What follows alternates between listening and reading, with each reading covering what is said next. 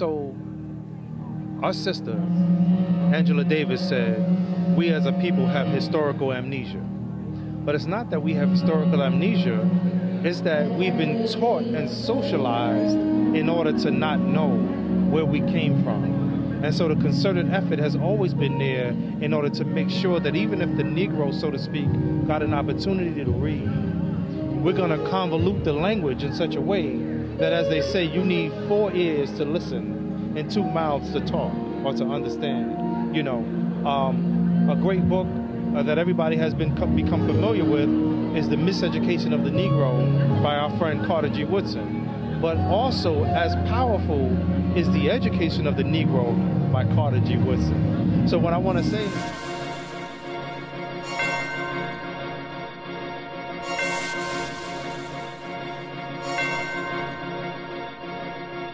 Okay, bro. What you want to know? Yeah. Yeah, I'm blessed, you know what I mean? I thank God every day, you know what I mean, for me being in this position. Great entertainer, great on the mic, and then even a great worker. I tell you, beat me one-on-one? Mike could do that. All right, I gotta put the shades on. Growing the game at such a global level. Can't keep up with me and be consistent on a daily basis. Hell yeah, look at him. He act too cool, he act too confident. It comes to such reward for all the hard work that you put in and to rise to the top. Your chain turning, we're not. This is KRS-One with the Takeover Files. Make sure y'all stay tuned on this realness. George, I just want to say thank you for having us here. It's your boy Lito Takeover, and we are here at the We Buy Black convention. But first, we're at the We Buy Black Gala, and one of the men we're honoring today, Mr. Yusef Salaam. How you doing? Formerly known of the Central 5. You know, we've seen the movie When They See Us, and that, just for me being 27 years old and not really understanding around that, you know, when all the documentaries first start coming out, exactly what was going on. So first I want to ask you, how do you feel to be here today, you know, for the We Buy Black convention and seeing all of our people together celebrating yourself amongst the other honorees? This is probably one of the most powerful events to be at. You know, here we are 400 years later, celebrating resilience, celebrating the fact that we got comeback power, that we can come back with anything. You know, you put us wherever, and we're gonna make it happen. Yes, sir. Yes, sir. Now, when the movie came out, did you expect for it to get, you know, the reaction it did, especially from our youth, our younger kids that weren't even born at the time, and you know, with everything going on today? So what I had hoped, which was a vision of mine, was that the young people would be able to be given the vibe and the spirit that we needed and that push that we needed in order for them to get it and realize that they could do the next step and the next things that were possible to push us forward. You know, a lot of times when they saw me on stage, I usually come out with a suit and a tie on. So there might have been a little bit of a disconnect.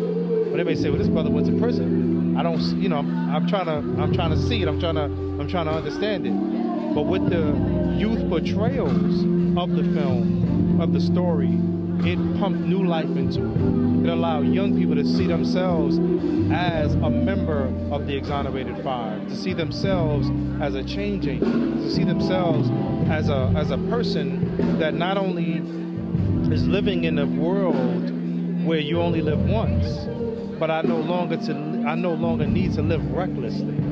I can live in power and in truth and plant seeds for my future self and my future children's children to be able to sit under the shade of those seeds as they blossom and bloom in this world. So how do you think, you know, it's just like, you know, they say if you don't know your past, you won't have a future, and how everything just goes full circle, and now, you know, it seems like the police brutality and just mistreatment of our people is at an all-time high for our generation. So how do you feel like, what do you think we should do to fix those problems, to try to fix those issues?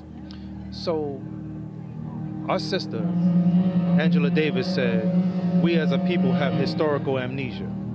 But it's not that we have historical amnesia, it's that we've been taught and socialized in order to not know where we came from. And so the concerted effort has always been there in order to make sure that even if the Negro, so to speak, got an opportunity to read, we're gonna convolute the language in such a way that, as they say, you need 4 ears to listen and 2 mouths to talk or to understand. You know, a great book that everybody has become familiar with is the miseducation of the Negro by our friend Carter G. Woodson. But also as powerful is the education of the Negro by Carter G. Woodson. So what I want to say is couple those two realities together, and what you realize is that the Negro has been trained to be his own worst enemy, to be her own worst enemy.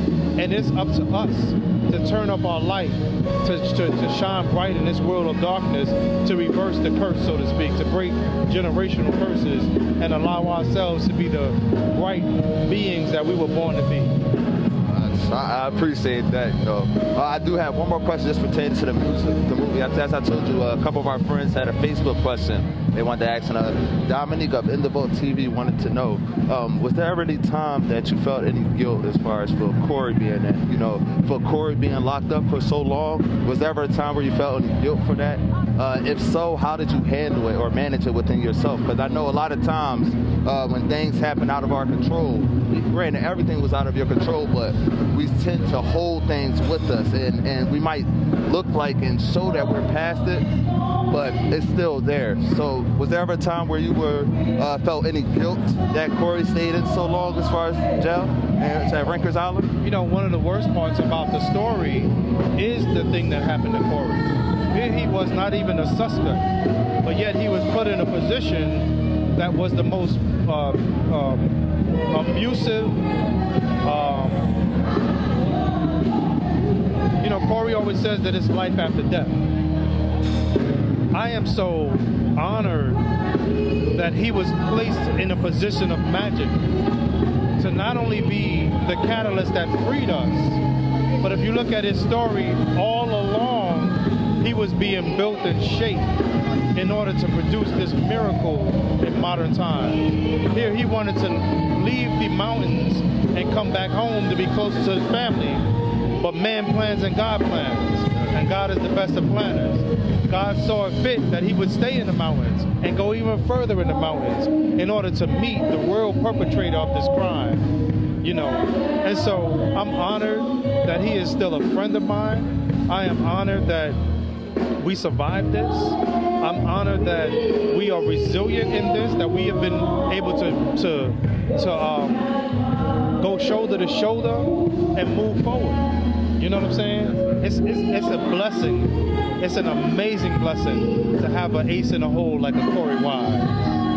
Hey, Mr. Salaam, thank you for just not giving up and continue to put your story out there and continue to advocate for the mistreatments that our people go through, and to continue to tell your story, because I feel like with when you see us, that's something that we will remember forever. And I just want to say I appreciate, I'm honored to be sitting here next to you to talk to you about your story, to be here at the We Buy Black convention, or the Gala. And thank you, sir. Is there any final words you would like to say? Man, for all those folks that's not here, hopefully you'll come down this weekend. Hopefully you'll participate as it unfolds throughout the years.